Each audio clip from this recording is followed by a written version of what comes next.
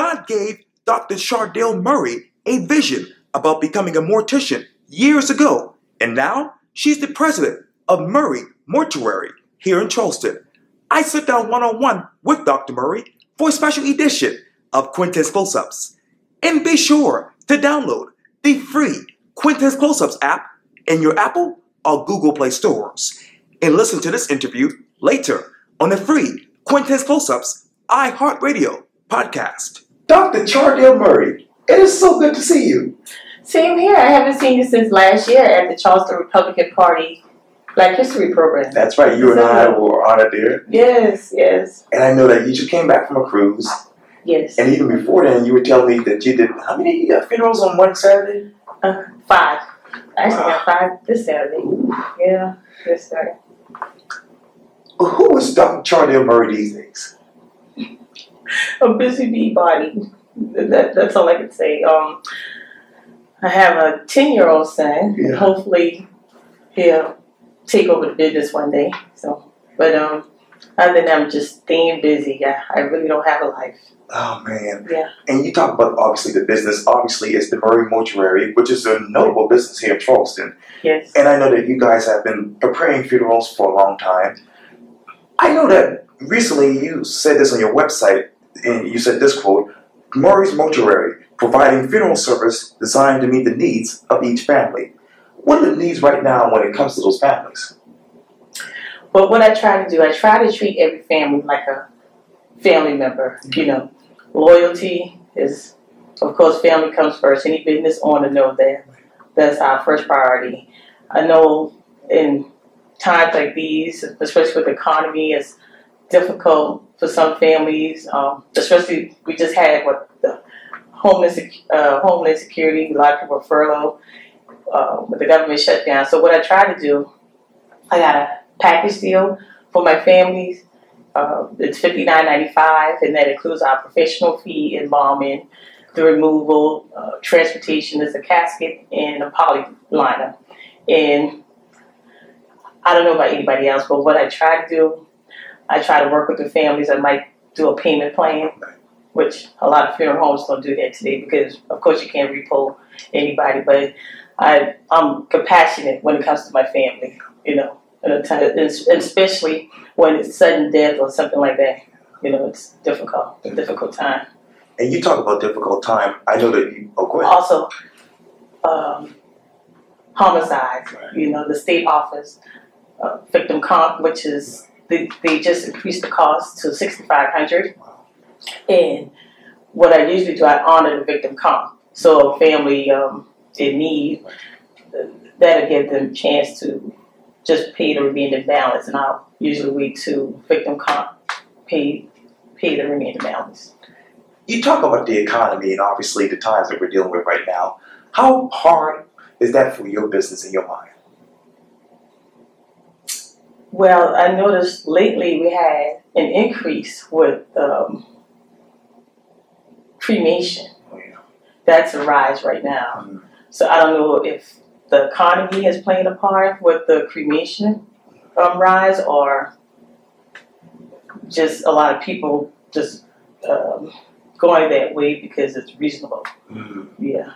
But I know, like, my cremation have increased like 20%. Wow. Since I've been in business. And obviously, I just read this from the Chronicle, but you guys have been in the business for 14 plus years. Yes, that's correct. What is the biggest difference between 14 years ago and right now in your mind when you think of the funeral business? The big difference is, just like I said, back then, you would probably have less than 5 cremation, whereas I might have 8 within 2 weeks cremation. And the difference is also when I first started 15 years ago, we did Google and Facebook, Twitter. wasn't that popular? So it's like we just a click away. You know, I'm transitioning right now. My website, like my software, you don't have to come in the funeral home. You can just a click away. You submit your request and we respond right back to you. Wow. So Google and the internet is a big thing versus 15 years ago, we would go out to the family house and Yeah. even sending the emails to Yeah. Post and Courier as far as But you, the notice and yeah. things like that. Wow. Makes a big difference. It's easier. Easier. Yeah. And I know earlier you talked about the families. Obviously, you've been preparing a lot of funerals for over 15 years. But is there one particular family that still sits in your heart and mind to this day? I have a few families. You know, all funerals are sad, but I have a few families. And we did a few calls like the Emmanuel 9. Oh, yeah. We had 3 of those victims. Wow. With the Keith Scott, Right. that incident that happened in Charlotte. So I have like a lot of families of mine. I was doing this for at least 26 years. Wow. So. And obviously, in March of 2000, that is, you actually passed state's licensing test to become one of the youngest funeral directors. Yes. Where were you emotionally back then? Back then, I didn't even think of it like this. As being one of the youngest, I just think that Mr. Bowles for giving me the opportunity to, trust me with the families. And right now, he's with our staff and he's my preceptor. So, 20-something years ago, I wouldn't think that I would have my own business. And I just thank God for grace and mercy for people seeing something in me that I didn't actually see. Wow. Yeah. And you talk about, obviously, God. You said this on your website that, quote, the Lord, well, they wrote this, the Lord told her to be a mortician. Yes, it was my calling. When I was 11 years old, I had a dream, and my dream became reality. So I guess I can't go wrong. Wow. That's what I base my life on right now. And when I'm dealing with the family, I remain humble, and man has took me where money can, and this is where I'm at today. So that's why I treat my families like, I don't treat anybody different, whether they have money or they don't have any money. Right. I just thank God that, when I look back from where He brought me, that I'm able to serve somebody and make them happy. And you talk about, obviously, your humble beginnings. Obviously, you're the daughter of Lorraine and Charlie Murray Sr. You graduated from Baptist Hill High School and Talladega College. Who was Dr. Before you became doctor, who was Chardale Murray back then? Again, I'm still the same person. I haven't really changed. Yeah.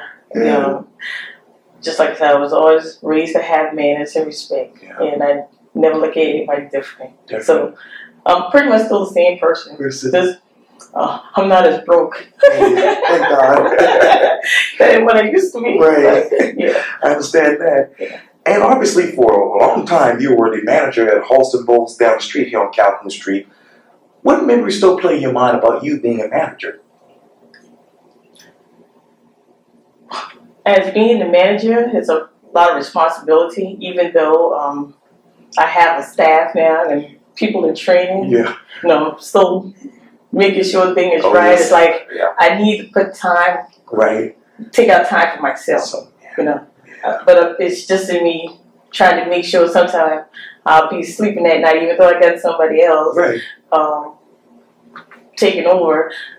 I'll be thinking what I need to do next. So what can I do to make this family, satisfied? Yes. I used to go above and beyond. So, but being the manager at Bowles, again, just like I said, I thank Mr. Bowles for giving me that chance. And